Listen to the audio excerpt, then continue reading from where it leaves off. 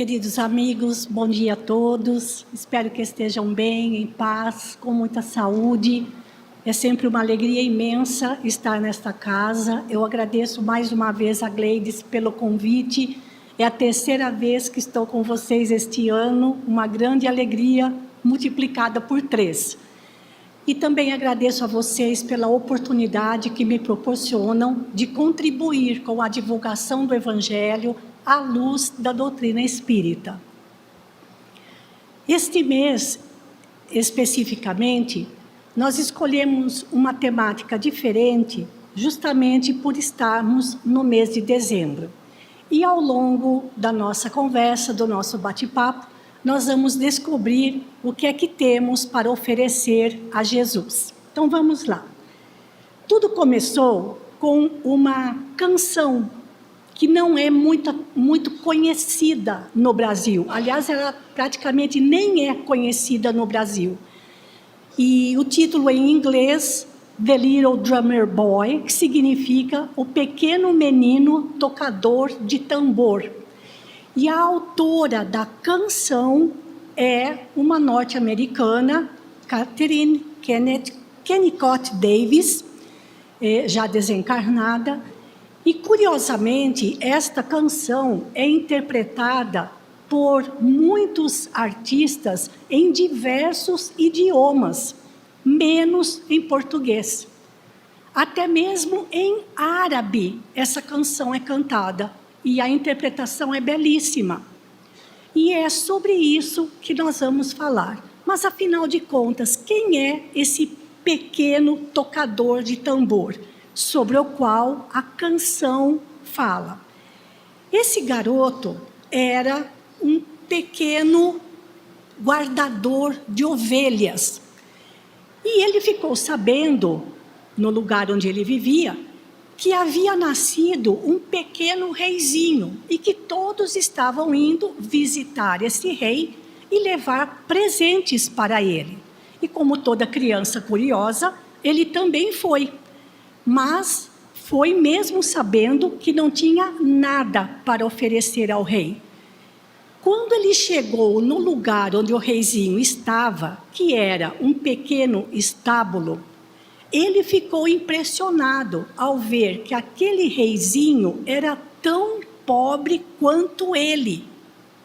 E ele não tinha nada para oferecer ao pequeno rei. Então ele pediu aos pais do bebê se poderia tocar o seu tambor, porque a única distração que ele tinha era um pequeno tambor, que ele tocava como ninguém. E os pais concordaram. Então, ele tocou o seu tambor o melhor que ele pôde para honrar aquele reizinho. É isso o que canta a canção. A letra fala exatamente isso, que ele tocou o seu tambor da melhor forma que ele podia para honrar aquele pequeno rei. No final, depois dele terminar, o bebê reizinho olhou para ele e sorriu. Mas ele estava muito triste, porque uma das suas ovelhinhas, que ele carregava no colo, havia sido atropelada por um cavalo e estava quase morrendo. E depois de tocar para o reizinho, e o reizinho sorrir para ele, a ovelhinha se recuperou. Então é como se nós tivéssemos aqui o primeiro milagre do menino Jesus, trazendo à vida aquela pequena ovelhinha que era o carinho daquele pequeno tocador de tambor. Ele ofereceu o melhor a Jesus para honrá-lo. É isso o que a música canta. Quando eu ouvi essa canção pela primeira vez, gente, ela é cantada em inglês, eu fiquei chocada. Sinceramente, eu fiquei chocada. Porque eu fiquei pensando, meu Deus, o que eu tenho de mim mesma para oferecer a Jesus? Eu não tenho nenhuma educação artística, não sei pintar, não sei cantar, não sei tocar nenhum instrumento, não sei bordar, não sei costurar, não sei cozinhar, não sei fazer pão, nada. Qualquer coisa que eu levasse para Jesus, eu ia comprar. Mas aí não tem graça, porque seria comprado. Teria que ser alguma coisa de mim mesma, como o garotinho fez. Tocar o seu tambor da melhor forma possível. E atrás dessa canção, começaram a vir muitas ideias à minha mente, levando em conta todos os personagens, ou pelo menos os mais importantes personagens, que nós encontramos no Evangelho, e que tiveram a maravilhosa oportunidade de ter algum contato com Jesus. E o que cada um ofereceu de si a Jesus. Então é isso que nós vamos ver primeiro. Quando ele nasceu, a primeira coisa, o primeiro presente que Jesus recebeu foi o calor dos animais que passavam a noite nas estrebarias, como era muito comum naquela época. As casas terem uma área fechada, junto à casa mesmo, onde os animais dormiam. Eles não dormiam ao relento. Então esse foi o primeiro presente de Jesus, o calorzinho dos animais ao seu lado e a alegria dos pastores que cuidavam daqueles animais, uma alegria quase infantil, quase ingênua. Logo depois,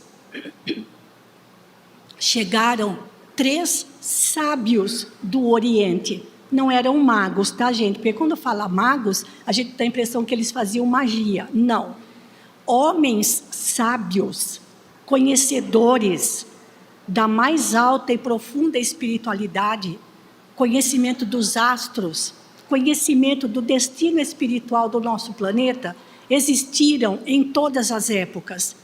E grandes estudiosos da espiritualidade superior sabiam que um ser muito especial viria ao planeta.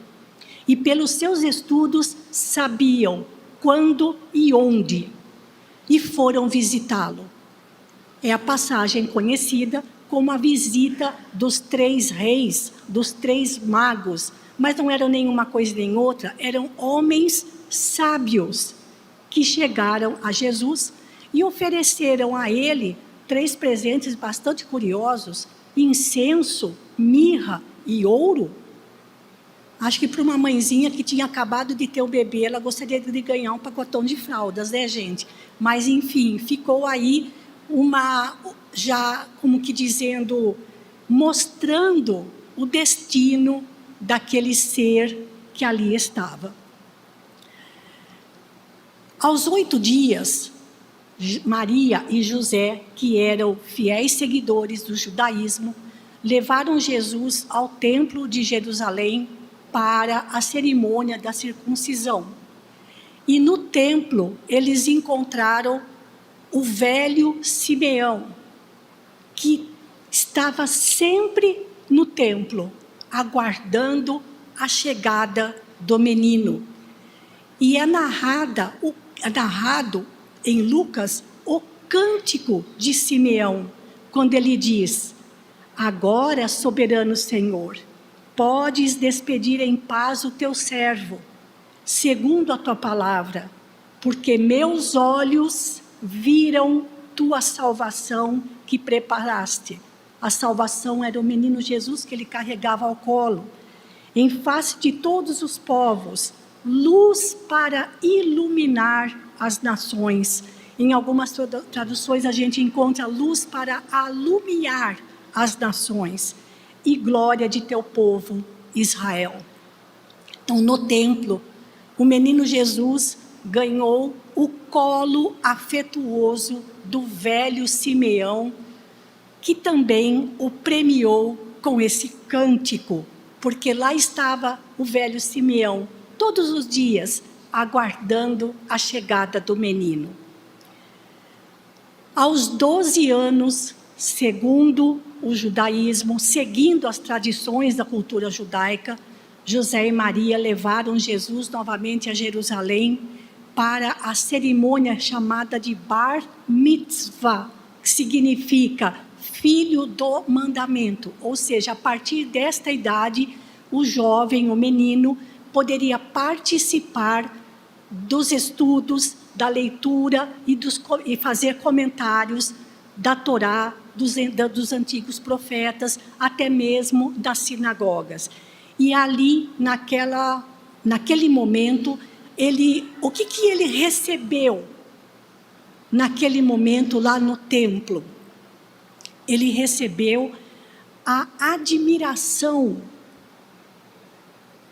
de doutores da lei, de sacerdotes, escribas, fariseus, estudiosos, porque ficaram admirados da sabedoria daquele garoto de 12 anos apenas, extremamente pobre, que vinha da Galileia. Então vejam, em cada situação, ou com cada grupo de pessoas, ou com cada pessoa, Jesus recebia um presente diferente.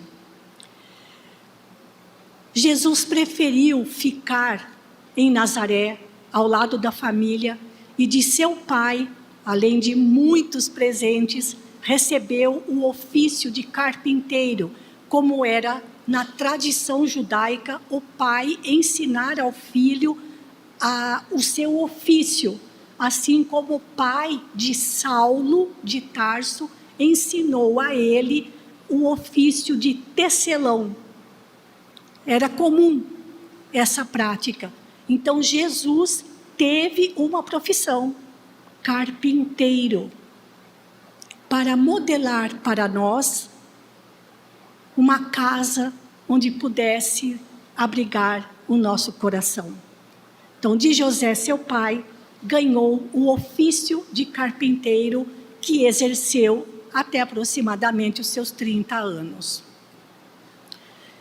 Quando deixou a sua casa para começar a sua tarefa, ganhou a companhia de 12 alunos, de 12 discípulos, que na verdade eram alunos, cada um com sua personalidade, cada um com suas características, cada um com as suas dúvidas, mas recebeu o carinho e a companhia deles durante 3 anos.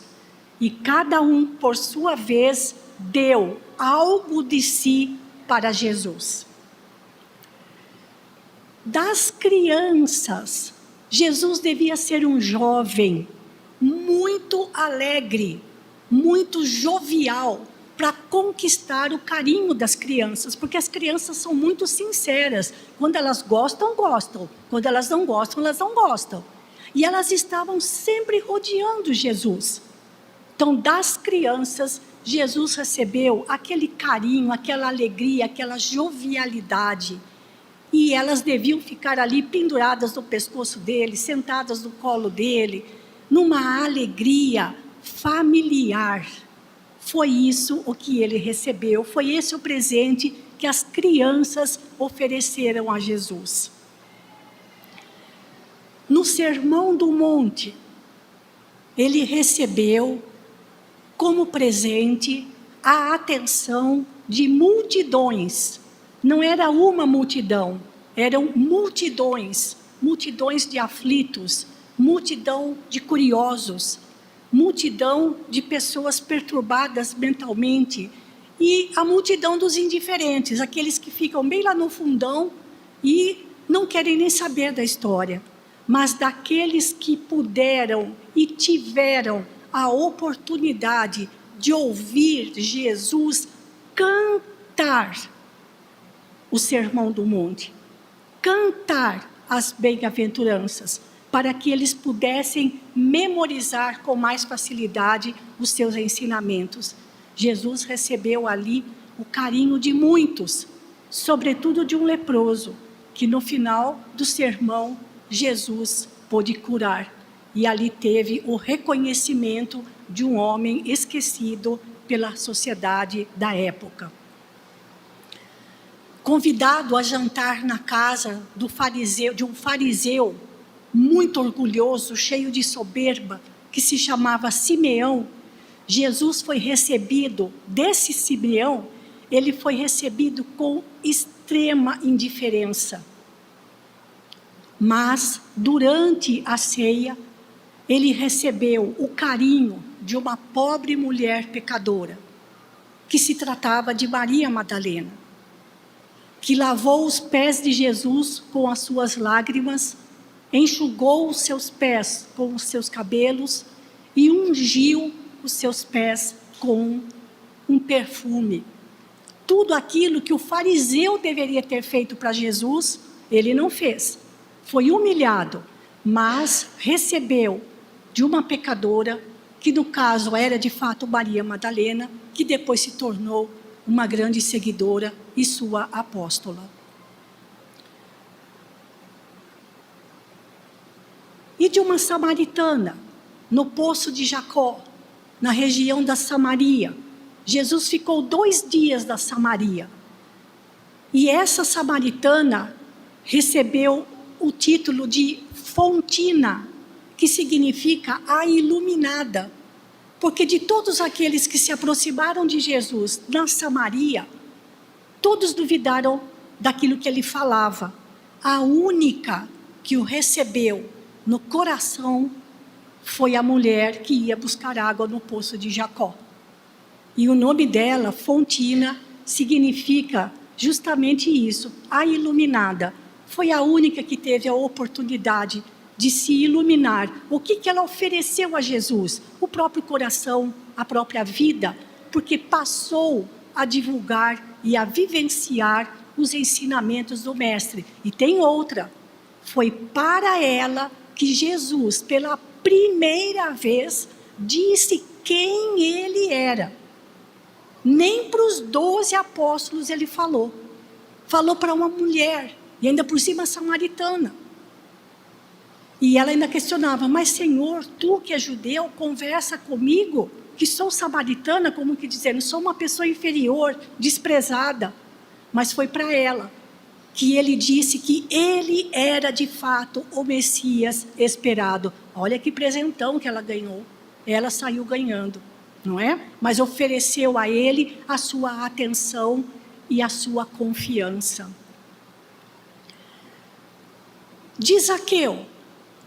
Essa ilustração, gente, não condiz com a realidade, porque a Amélia Rodrigues, nas suas obras, na sua coleção psicografada por Divaldo Franco, ela traz uma informação curiosa de Zaqueu. Ele era baixinho e gordinho. Então, não sei como que ele conseguiu subir num sicômoro, que é uma espécie de figueira brava, que era uma árvore alta. Não sei como ele conseguiu fazer isso. Então, essa figura que aparece é só uma ilustração, tá, gente? Ele não era tão assim, esbelto como aparece nessa imagem. Baixinho, gordinho, um sacrifício danado para subir na árvore. O que ele ofereceu a Jesus? A sua própria casa, o seu próprio coração. Jesus disse para ele, hoje mesmo eu vou cear contigo. E ele ofereceu a sua casa, ofereceu os seus bens para aqueles a quem ele tinha prejudicado.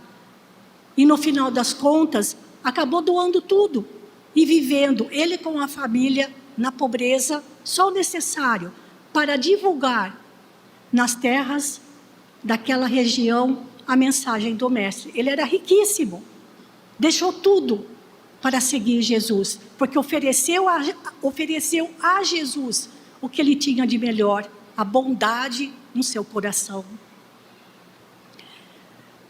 Jesus recebeu do velho Nicodemos a dúvida respeitosa, porque Nicodemos, já na sua idade avançada, pensava consigo mesmo, passei a vida toda estudando a Torá, os profetas, passei a vida toda ensinando, dediquei minha vida ao judaísmo, às leis, e não consigo fazer o que tu fazes.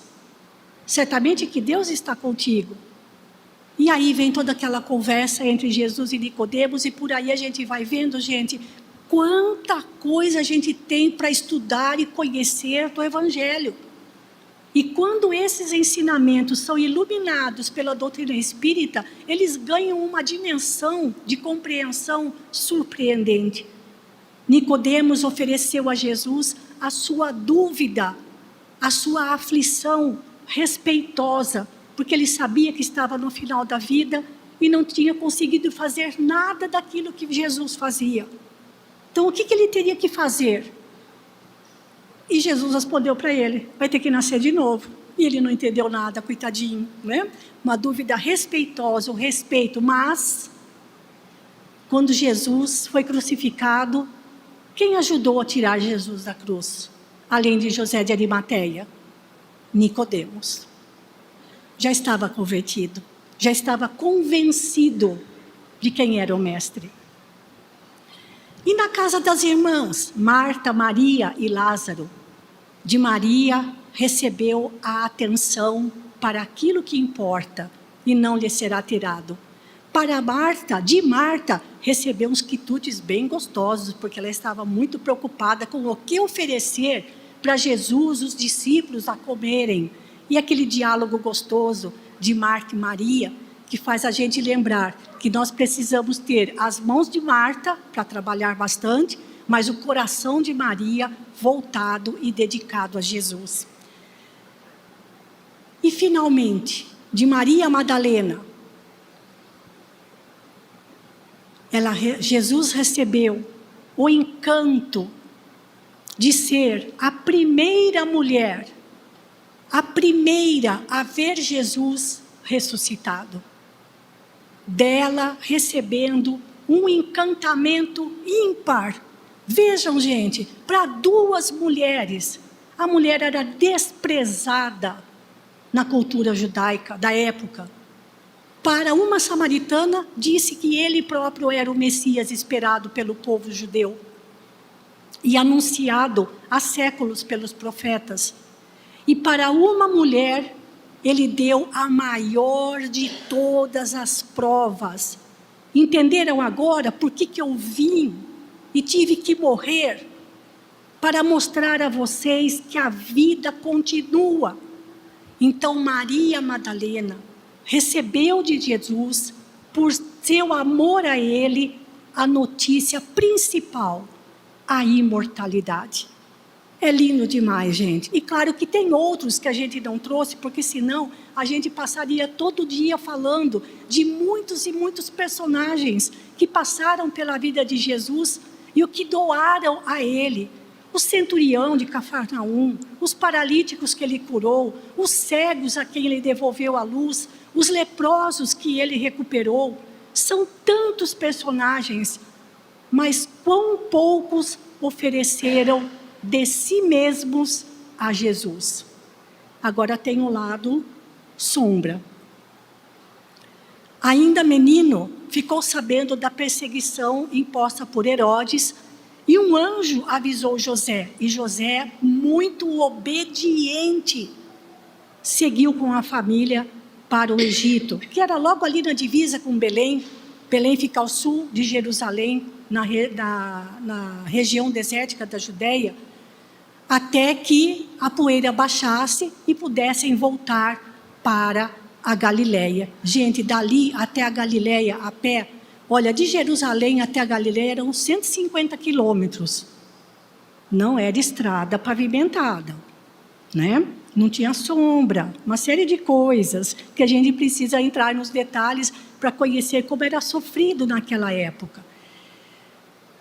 Dos fariseus soberbos, impiedosos e hipócritas, foi isso que Jesus recebeu deles. Hipocrisia. Jesus os chamava abertamente de hipócritas, porque pregavam uma coisa no templo, nas sinagogas, e faziam outra.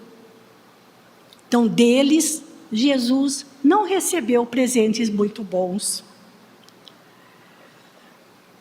Recebeu um beijo traidor. Recebeu um beijo traidor de Judas. Na verdade, Judas não traiu Jesus. Judas traiu a si mesmo, mas já foi redimido, tá bom, gente?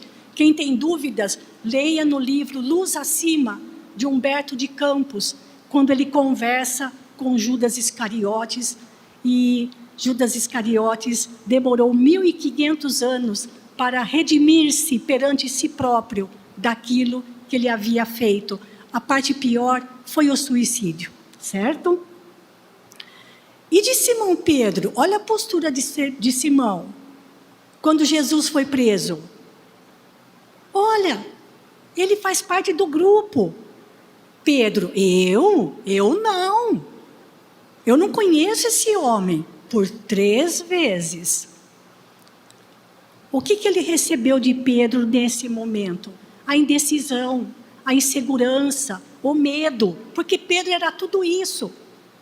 Aquele apóstolo Pedro que a gente encontra no livro Paulo e Estevão, é o Pedro redimido. O que nós encontramos durante os momentos em que ele conviveu com Jesus, é o Simão, pescador, inseguro, com medo, vacilante, né? De Pilatos, o que ele recebeu? Outro inseguro. Pilatos não sabia o que fazer com Jesus. E lembrando, né, gente, no livro há 2000 anos, Emmanuel estava junto. Como senador Públio Lentulus, como senador Públio Lentulus, ele era superior a Pilatos. Pilatos chamou Públio Lentulus para decidirem o que fazer com Jesus. Uma insegurança total, um medo, não medo do povo, dos judeus, medo do Império Romano. Porque o senador Públio Lentulus foi muito claro para Pôncio Pilatos. Se fosse eu que tivesse que decidir, chamava o exército romano com a cavalaria e soltava por cima e soltava os cavalos em cima dessa gente. Olha, bem radical. Esse era o Públio Lentulus, de há 2000 anos. Então, de Pôncio Pilatos, que não conseguiu enxergar a verdade em Jesus, Jesus recebeu a indiferença, o medo. E dos soldados romanos? A zombaria, a crueldade, o chicote, a coroa de espinhos. Vejam, gente, cada personagem deu o que tinha. Jesus ficou triste com eles? Jesus lamentava, porque não conseguiam compreender. Era o momento espiritual deles. Mas chegaria um momento em que eles compreenderiam. Tanto é que depois, mais para frente, a gente vai descobrir, no livro Paulo e Estevão, que muitos romanos se converteram ao cristianismo por causa de Paulo. E eram melhores do que os próprios judeus. Após a crucificação, ganhou uma tumba provisória, onde o seu corpo foi depositado por influência de José de Arimateia e de Nicodemos. E foi nesse jardim, foi nesse local em que ele surgiu para Maria Madalena, com a tumba aberta. Esse local é realmente um jardim, ele é fechado, mas o lugar fica todo iluminado à noite, muito bonito. O local ficou preservado, isso em Jerusalém. Mas ainda não terminou, porque quando ele surgiu em espírito, praticamente materializado, perante os 12, o que Tomé ofereceu a Jesus? A dúvida, ainda a dúvida. Mas é você mesmo? Então me mostre os teus ferimentos. E Jesus falou, pode pôr o dedo aí. Claro, gente, Jesus estava tão materializado que parecia uma pessoa de carne e osso. Assim é que tinha que ser, para que eles acreditassem que Jesus foi o único que conseguiu provar que a morte não existe. E aí vem a pergunta que eu me fiz e ainda me faço. O que temos de nós mesmos para oferecer a Jesus, gente? Cada personagem que passou pela sua história ofereceu algo de si. E nós? Que presente teríamos para oferecer a ele? E claro que a gente pensa sempre em coisas materiais. A gente está tão obcecado ainda pelo Natal material que... Lembrando, né, gente? Jesus não nasceu dia 25 de dezembro. É a data que foi escolhida para comemorar o seu nascimento. Segundo Divaldo Franco, num vídeo bastante conhecido, Jesus teria nascido na primeira semana de abril, que é a época da primavera, chamado mês de Nissan, que foi a mesma época em que Moisés saiu do Egito com o povo hebreu. Nada era por acaso, tudo foi muito bem planejado. Como diz Bezerra de Menezes, numa obra psicografada por Divaldo, Jesus planejou a sua vinda ao planeta por 2000 anos. Um planejamento de 2000 anos, gente. E planejou a vinda do Consolador para 1800 anos depois. E a gente quer que tudo se resolva num passe de mágica. Que a nossa vida se resolva num passe de mágica. Que o planeta Terra seja um mundo feliz no passe de mágica. 2000 anos de planejamento para Jesus vir até nós. Mas aí, nós tem algumas... Nossa, deixa eu acelerar aqui, gente. Nós podemos mostrar o que sentimos por Jesus nessa época do ano de muitas maneiras. Participarmos de corais, cantando canções em homenagem a Ele, o que é muito válido e muito lindo. Podemos homenagear Jesus oferecendo presentes às confraternizações, participando de campanhas solidárias, sobretudo voltadas para as crianças, a tornar uma criança feliz, pelo menos na época do nascimento de Jesus, ou então comemorar em família. Tudo isso é possível, e tudo isso é bonito, tem o seu lado belo. Uma forma de homenagear, mas ainda não é presentear.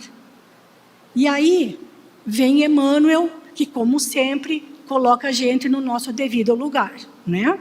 Na lição número 175 do livro Palavras de Vida Eterna, a lição se chama No Convívio do Cristo. Nós não vamos ler a lição toda, mas apenas alguns tópicos, para ver qual é a nossa posição, a nossa postura, espiritualmente falando, em relação a Jesus. Diz o benfeitor: nós podemos admitir a grandeza de Jesus e tributar honrarias a Ele, cantando, participando de campanhas, distribuindo presentes, tudo muito bem. Podemos estudar as lições de Jesus e transmitir os seus ensinamentos, e isso é necessário. Podemos também nos apaixonar, e nós nos apaixonamos pelo seu apostolado, exaltando-lhe a personalidade em obras de arte. Quantas obras artísticas homenageiam Jesus? Homenageiam. Aceitar os seus ensinamentos e defendê-los com veemência, ao ponto de nos tornarmos extremistas e não aceitar interpretações de outros.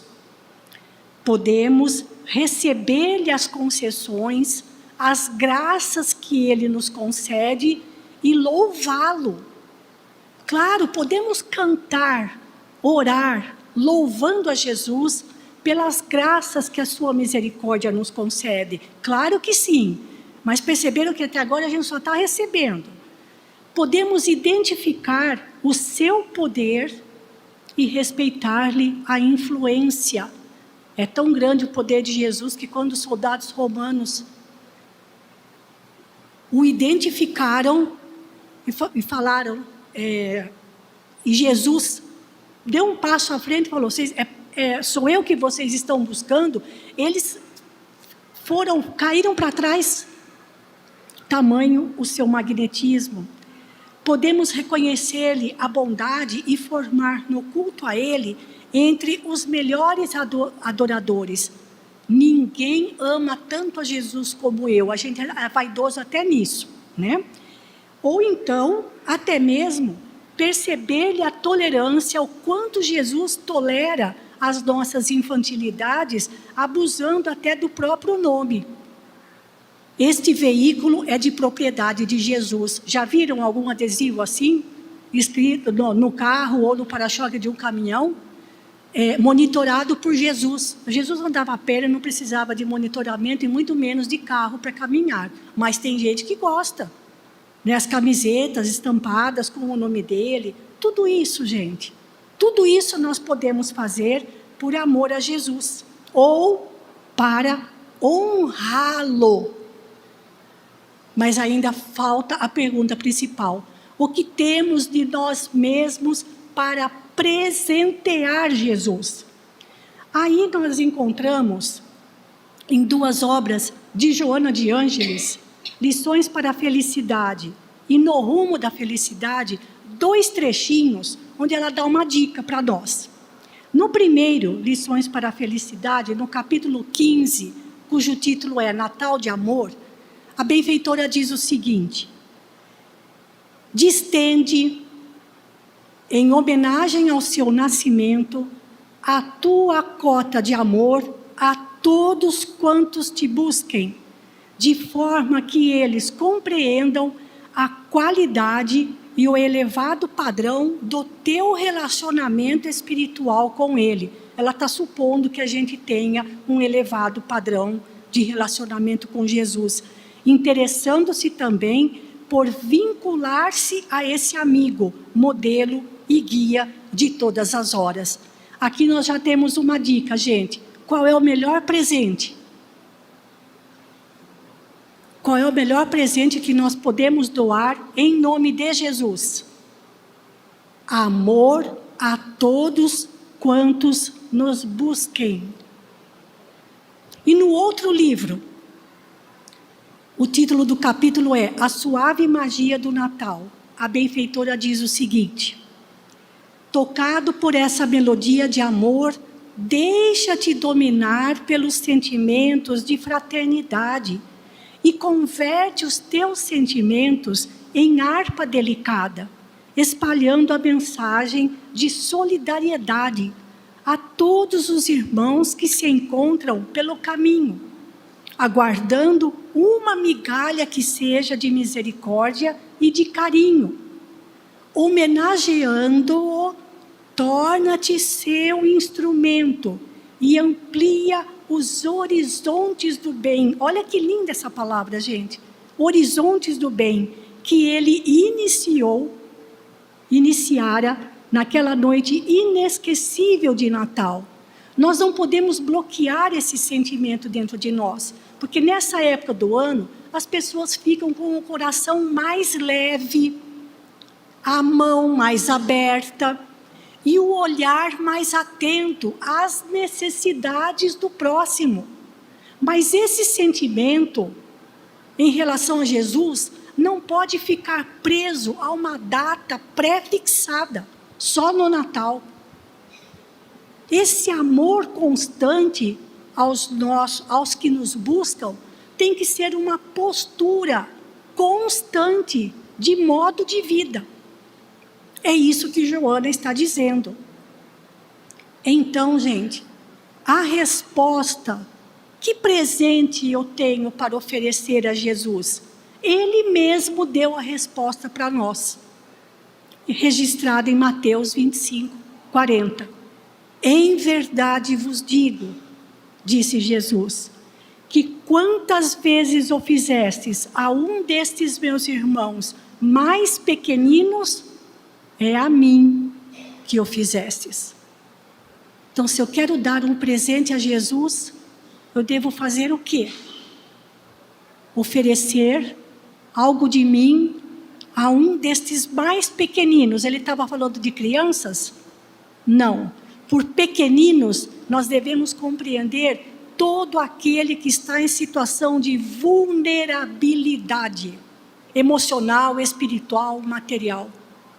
Cada vez que fizermos uma doação de amor a alguém em estado de vulnerabilidade, Aí vem uma pergunta: com quem Jesus está? Conosco ou com aquele que nos procurou?